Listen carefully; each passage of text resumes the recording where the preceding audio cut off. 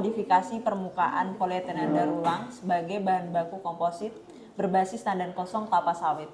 Panjang banget sih judulnya, jujur panjang banget. Mungkin kalau misal anak metal gitu familiar ya sama yang namanya ekonomi sirkular, karena beberapa kali mungkin disebutin juga di dalam kelas sama kalau misal di kita ada Prof Khalid kan.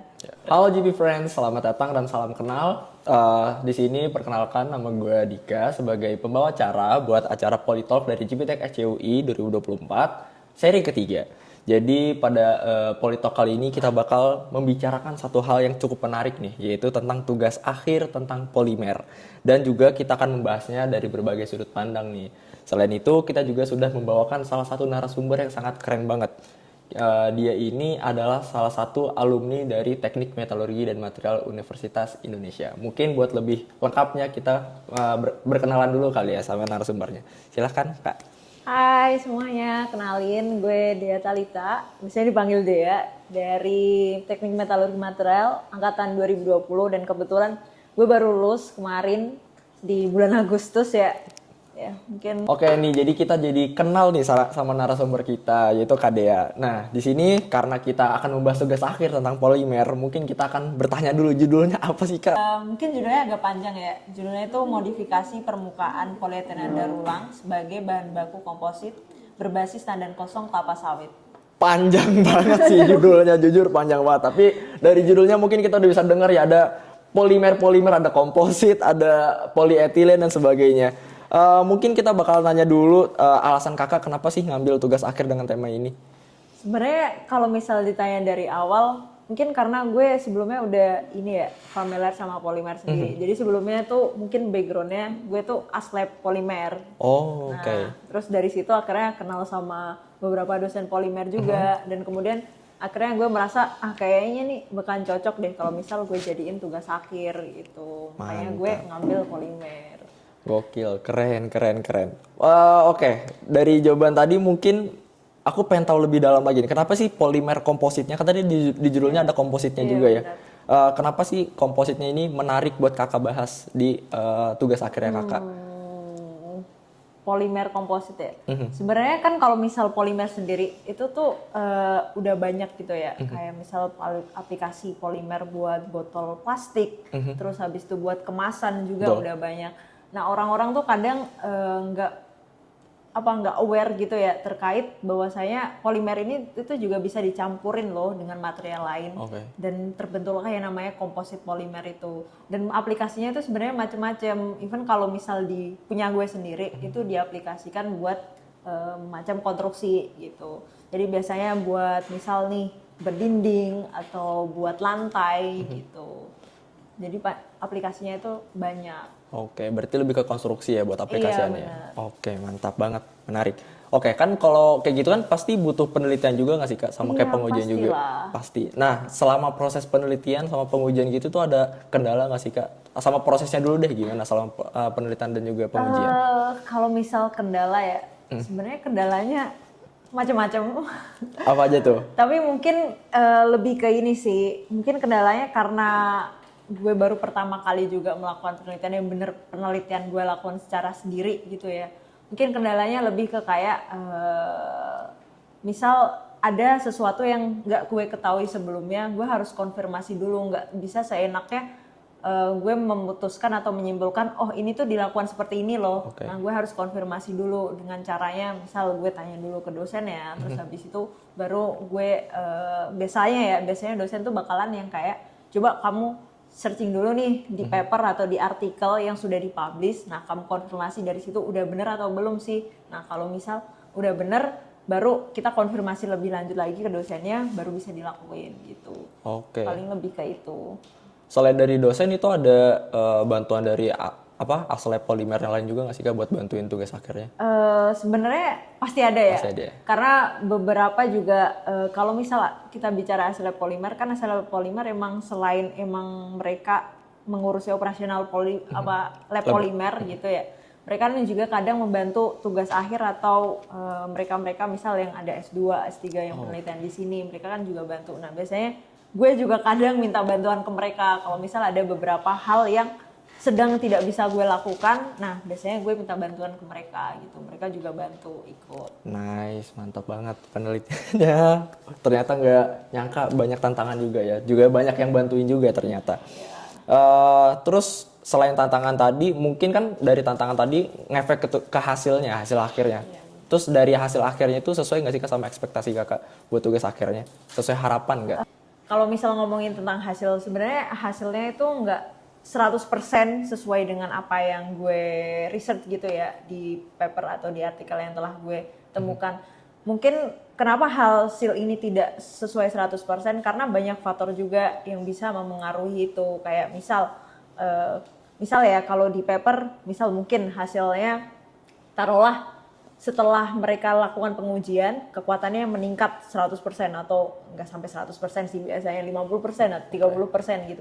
Sedangkan di gue cuma meningkat 20% katakanlah. Nah ini tuh sebenarnya banyak faktor gitu. Bisa jadi waktu yang mereka waktu yang mereka berikan dalam penelitian mereka sama waktu yang gue lakukan di penelitian gue itu berbeda gitu. Akhirnya faktor ini yang menyebabkan hasilnya juga ikut berbeda. Jadi banyak faktor. Kalau misal penelitian dari yang dilakukan itu tidak sesuai, biasanya itu ada faktor-faktor di belakang yang mempengaruhi. Itu kurang lebih sesuai lah ya sama harapan Kakak tadi. Kurang lebih. Well, ya kurang lebih sebenarnya kalau misal kita tilik lebih dalam ya sesuai ya, karena memang kalau dari gue itu teori dan juga hasilnya itu sesuai, seline gitulah, sejalur gitu. Tapi mungkin itu tadi kayak persenan peningkatannya dan segala macamnya itu yang bikin berbeda. Nice, bagus. Keren, luar biasa. Saya memberikan tepuk tangan untuk Kadea. Oke, mungkin karena aku tertarik juga nih sama bahasan tugas akhir Kakak tentang polimer. Itu Kakak melihat apakah ada masa depan yang bagus dari industri polimer ini sendiri atau kayak gimana? Atau cuma karena emang Kakak sebelumnya dari asal polimer, atau Kakak emang ngeliat nih feature-nya kayak gimana dari polimer ini sendiri di industri? Kalau misal berbicara tentang polimer tuh sebenarnya luas banget ya ini ya, apa tuh namanya, aplikasinya. Kita tuh terkadang hanya berfokus pada polimer plastik gitu. Polimer plastik biasanya digunakan apa sih? Kantong kresek gitu, botol plastik gitu, kemasan. Padahal sebenarnya kalau kita pikir-pikir itu banyak banget aplikasinya. Gak cuma di gue tadi yang kayak konstruksi, itu sebenarnya bisa menjadi aplikasi kayak bioteknologi misal, di medical devices yang emang basisnya itu kan kalau misal dulu mungkin kayak dari logam dan segala macamnya, tapi sebenarnya dari polimer itu juga bisa. Even beberapa tahun terakhir aplikasi polimer di bioteknologi gitu ya, biomaterial biasanya nyebutnya, itu tuh semakin meningkat gitu karena emang sudah banyak beberapa penelitian yang dilakukan oleh mereka gitu. Contohnya apakah yang Kakak tahu tentang itu? Kayak misal ya disuntik gitu. Nah, suntik itu kan perangkatnya banyak ya. Betul. Nah, di luarnya itu biasanya terbuat dari polimer badannya itu. Biasanya dari propilen dan segala macamnya gitu. Oke, kan tadi kita tahu ya manfaat dari polimer tuh banyak ya. Kegunaannya juga banyak. Salah satunya mungkin di dunia modern ini buat bioteknologikal atau enggak biomaterial yang sering kita kenal. Tapi kan yang kita tahu juga plastik itu menimbulkan limbah dan juga itu bisa berbahaya buat lingkungan kita gitu Kak. Nah buat Kakak sendiri itu ada nggak sih kayak pemikiran apakah polimer itu termasuk salah satu teknologi yang ramah buat lingkungan kita atau kayak gimana menurut Kakak? Masih oke nggak sih buat lingkungan kita sebenarnya? Sebenarnya pembahasan yang menarik ya. Iya. Karena ya seperti yang kita tahu plastik sendiri itu akhir-akhir ini banyak istilahnya isu-isu terkait limbah plastik menumpuk dan segala macamnya. Yes, betul banget. Tapi sebenarnya kalau misal kita tilik kembali ya, polimer atau plastik itu adalah salah satu material yang seharusnya penggunaannya itu bukan yang semacam sekali pakai gitu. Seharusnya polimer atau plastik ini dapat digunakan berulang kali. Nah, tapi kita tuh lebih ke bagaimana cara penanganan limbah plastiknya gitu, limbah polimernya ini agar bisa nanti diolah kembali menjadi produk baru sehingga tidak menimbulkan masalah terhadap lingkungan gitu. Jadi kalau di kita itu sebenarnya polimer tuh kalau gue ngomong ramah lingkungan kayaknya agak berbahaya juga ya. Akan menjadi isu-isu tersendiri. Tapi sebenarnya lebih ke polimer tuh bisa loh, plastik tuh bisa loh di recycle kembali, bisa loh digunakan kembali. Yang mana nantinya ini tidak akan menimbulkan sampah gitu. Oke, mungkin kalau misal anak metal gitu familiar ya sama yang namanya ekonomi sirkular, karena beberapa kali mungkin disebutin juga di dalam kelas sama kalau misal di kita ada Prof Khalid kan terkait ekonomi sirkular, dimana kalau misal kita fokusnya sama plastik atau polimer sendiri, nah plastik atau polimer sendiri itu sebenarnya ekonomi yang perlu diterapkan dalam penggunaan plastik itu ekonomi sirkular instead of ekonomi linear. Jadi penggunaannya itu bisa digunakan kembali, bisa di reuse, di recycle atau di remanufacture gitu. Jadi mungkin yang pengen gue highlight adalah si polimer atau plastik ini sendiri itu sebenarnya bisa digunakan kembali, bisa di recycle dengan banyak metode juga tentunya. Mungkin kalau misalnya disebutin satu-satu bakalan banyak juga ya, jadi nggak akan gue sebutin. Tapi intinya kalau misal bicara ramah lingkungan, kita bisa kok menjadikan plastik ini ramah lingkungan asalkan dari mindset kita juga berubah gitu. Dari mindset kita mau nih memilah mana sampah yang plastik, mana yang sampah organik. Jadi kita pengelola limbah sampah ini bisa jadi digunakan kembali, maksudnya karena udah dipisah, jadi lebih gampang untuk diolah kembali gitu. Nice. Nah, terus dari keramah taman polimer tadi terhadap lingkungan itu ada kaitannya juga nggak ke tugas akhirnya kakak tadi? Kayaknya ada kan ya tadi ya tentang konstruksi tadi itu menarik tuh sebenarnya. Ada. Jadi kalau misal di tugas akhir gue sendiri sebenarnya gue kan mencampurkan polimer plastik dengan serat alami gitu. Serat alaminya itu dari tandan kosong kelapa sawit. Nah, dua-duanya material yang gue gunakan itu material dari limbah.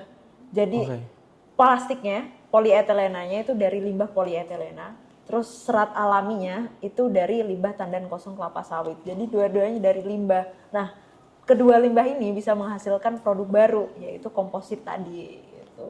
Nice, jadi tugas akhir nggak cuma penelitian doang, tapi kita harus ramah lingkungan guys, terhadap polimernya. Mantap. Jadi tadi tuh menarik banget tentang tema tugas akhirnya, selain tentang penelitian juga, tapi itu juga memanfaatkan keramah taman dari polimer terhadap lingkungan juga. Nah, tapi kan dari sini pasti kemungkinan ya dari yang nonton ini mungkin tertarik loh untuk bisa mengikuti jejak tugas akhir seperti kakak gitu loh. Ada inspirasinya gitu loh. Jadi inspirasi buat orang lain buat ngambil tugas akhir. Mungkin dari kakak ada pesan-pesan nggak buat teman-teman yang mungkin nanti akan terinspirasi gitu kak? Well, kalau misal terinspirasi, makasih sebelumnya. Tapi mungkin kalau misal pesan atau pesan dari gue ya, penelitian itu kan ya kedepannya pasti banyak tantangan dan hambatan gitu ya. Tapi penelitian yang kita lakukan sebagai mahasiswa, kita sebagai mahasiswa sendiri kan bertugas sebagai agent of change gitu ya. Nah, kita harus membawa dampak intinya. Jadi penelitian yang kita lakukan tuh bukan hanya kita dapat menciptakan sesuatu yang baru, tapi kita juga harus membawa dampak dalam penelitian kita gitu. Jadi kayak tadi misal penelitian yang mencampurkan limbah polietilena dan juga limbah kelapa sawit gitu. Itu kan bisa istilahnya kalau misal ke depannya dapat diaplikasikan secara massal dan segala macam ya, limbah-limbah yang ada di dalam dunia ini gitu ya, khususnya bisa jadi berkurang gitu. Nggak hanya limbah itu dibuang, dibakar dan segala macamnya yang bisa menyebabkan dampak ke lingkungan berlebih lagi gitu. Jadi mungkin ya selain kita hanya menciptakan sesuatu yang baru, tapi kita seharusnya juga bisa memberikan dampak kepada lingkungan, kepada masyarakat juga gitu. Nice, catet tuh yang pengen mengikuti tugas akhir seperti Kadea, jangan cuma melakukan penelitian tapi juga harus memberikan dampak terhadap lingkungan juga. Catat, bagus banget. Oke, mungkin itu aja dari obrolan singkat yang bisa kita lakuin tentang tugas akhir dari Kadea tentang polimer tadi. Selain tentang tentang tugas akhirnya juga kita juga tahu tentang keramah taman polimer, juga manfaat polimer dari berbagai bidang juga gitu loh. Makasih banyak Kadea dan juga Gfriends yang udah nonton.